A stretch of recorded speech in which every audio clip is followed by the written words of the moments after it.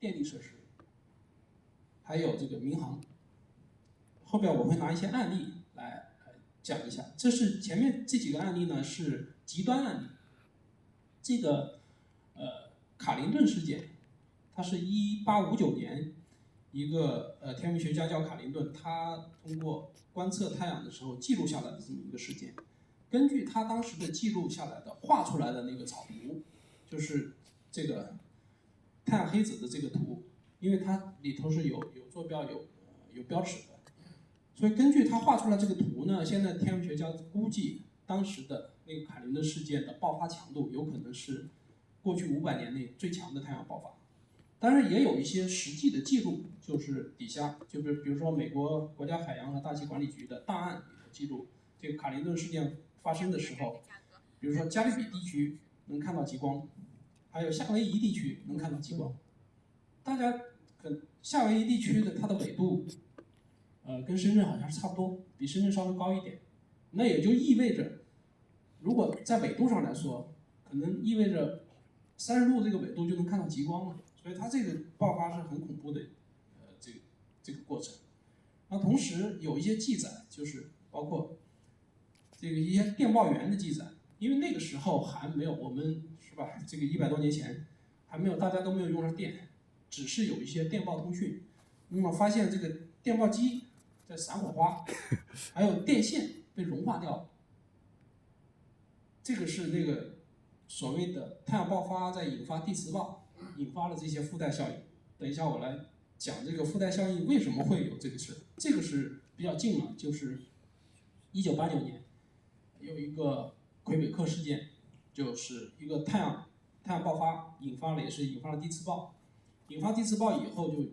导致了加拿大魁北克地区9个小时的大停电。然后同时呢，发生这件事的时候，然后你看这底下写的加拿大魁北克的电力短路等等，然后还有一些电力传输设施，包括美国新泽西州的一些变压器烧毁，还有就是一些等等这些吧，直接看图片。这个图片就是右上角就是对比的图片，就是供电那个变压器完好运行的时候的样子，后来烧毁时候的样子。这里就稍微讲一下，这个为什么太阳爆发的东西会引发地面上这个电力设施的破坏。因为刚才也讲到了，就是太阳爆发会引发一种剧烈的对地的一些效应，叫做地磁暴。就是太阳爆发引发了一些什么环电流，导致了感应磁场，导致地球磁场，就刚才最开始我讲的那个 Kp 值发生了剧烈的波动，地球磁场发生了剧烈的波动。地球磁场剧烈波动的时候会怎么样呢？就大家如果了解这个发电机的原理，你就知道发电机为什么能发电，因为它那个缠的那个线圈它在所谓的线圈在切割磁力线，对吧？线圈中间的那个磁场，也就是说它的磁通量发生了变化。线圈中间的磁场一旦发生变化，也就意味着磁通量发生变化，就是线圈里头就有了电流了，这就是发电机的原理。那么同理，在地球磁场上和地球的那个长距离输电线上，比如说地球表面有长距离的输电线路，那么它这个线路和地面就形成了一个线圈回路。那么当整个地球表面的磁场发生变化的时候，那也就是意味着这个地球表面长距离输电的这个回路里边，它的这个磁通量发生变化，那就额外的在这个回路上给你加了一个电流。这就是为什么长距离输电会被这个地磁暴引发的这种现象。也就是你地球表面你本身正常运转的，比如说我们的这个电网本来是正常运转的，正常运转突然一个瞬间，这个电网里头整个电网里头给你瞬间加了一个电流，或者给你减了一个电流，那你势必会引起电网的震荡，然后烧毁变压器啊什么这些事儿。这个就是这个根源。另外就是再列举几个吧，就是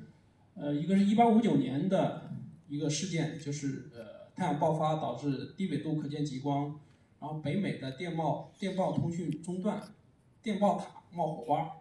然后电报纸被点燃了，然后这就是1958年的大磁暴引发了这个 TET 那个跨洋电缆，这是全球第一个跨洋电缆，然后电力系统的异常电流。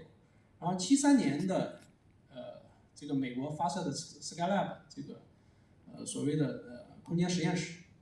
它预计这个发上去以后要运行9年，结果到了第6年就坠落了，整个坠落了。这个就是因为发射了以后，在1977年，再往后的一段时间，太阳活动加剧呢，就会导致这个高层大气，就是所谓的原本它运行的那个轨道上，比如说它大气密度本来就很低，但是它这个太阳活动会让这个区域的这个所谓的粒子密度是瞬间是成倍增加，成倍增加。你这个一增加以后，